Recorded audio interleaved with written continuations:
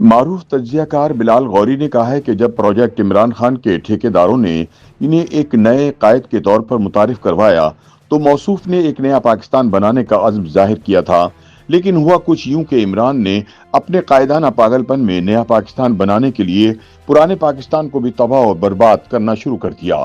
روزنامہ جنگ کے لیے اپنی تحریر میں بلال غوری کہتے ہیں کہ اقتدار میں آنے کے بعد عمران نے موجودہ ریاستی، سیاسی اور انتظامی ڈھانچے کو ملیا میٹ کرنے کی بھرپور کوشش کی، جس سے خود ان کے عسکری سرپرست اور پیشکار بھی خوفزدہ ہو گئے۔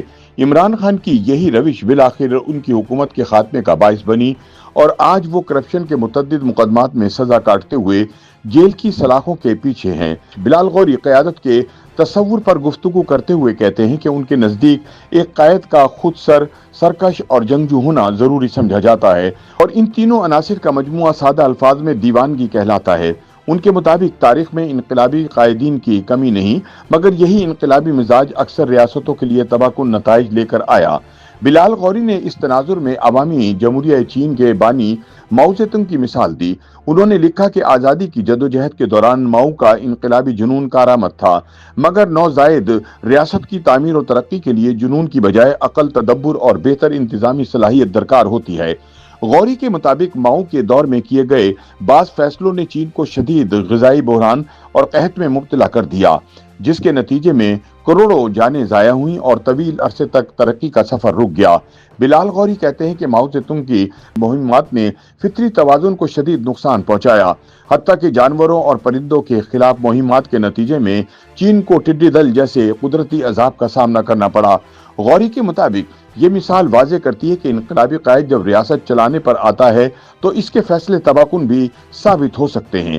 پاکستان کے تناظر میں بات کرتے ہوئے وہ کہتے ہیں کہ جب ایک نیا ملک وجود میں آ رہا تھا تو قائد اعظم محمد علی جناح جیسے قائد کی ضرورت تھی، مگر ریاست کے استحکام کے بعد قیادت کی بجائے مضبوط انتظامی نظام درکار ہوتا ہے۔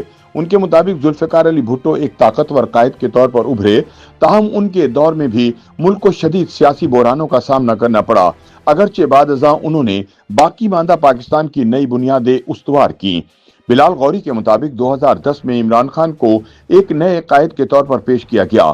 انہوں نے نیا پاکستان کا نعرہ لگا کر عوام میں انقلابی تبدیلی کی امید پیدا کی۔ عمران خان میں غیر معمولی قائدانہ صلاحیت اور آتش جنون موجود ہے، مگر یہی جنون انہیں تعمیر کی بجائے تخریب کی راہ پر لے گیا۔ غوری کے مطابق عمران خان نے اقتدار میں رہتے ہوئے پرانے نظام کو مکمل طور پر ختم کرنے کی کوشش کی، جس کے نتیجے میں ریاستی اداروں کے درمیان تصادم بڑھا اور سیاسی عدم استحکام پیدا ہوا۔ بلال غوری کے مطابق حکومت کے خاتمے کے بعد عمران خان پہلے سے زیادہ خطرناک ہو چکے ہیں اور اب وہ اڈیالہ جیل میں قید ہونے کے باوجود پرانے نظام کو جڑ سے اکھاڑنے کے عزائم رکھتے ہیں۔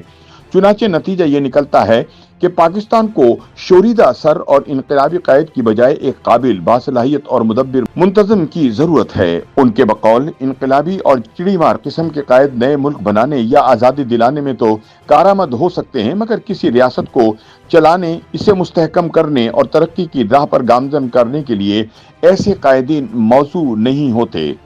YouTube پر گوگلی نیوز دیکھنے کے لیے youtube.com کی سرچ بار میں googly news T V type کریں۔ گوگلی نیوز کے پیج پر سرخ رنگ کے سبسکرپشن والے بٹن پر کلک کرنا نہ بھولیے۔ YouTube پیج پر اپلوڈ ہونے والی ویڈیوز سے باخبر رہنے کے لیے بیل آئیکن پر کلک کیجیے۔ آپ کو ہر نئی ویڈیو کے بارے میں نوٹیفیکیشن موصول ہو جائے گا۔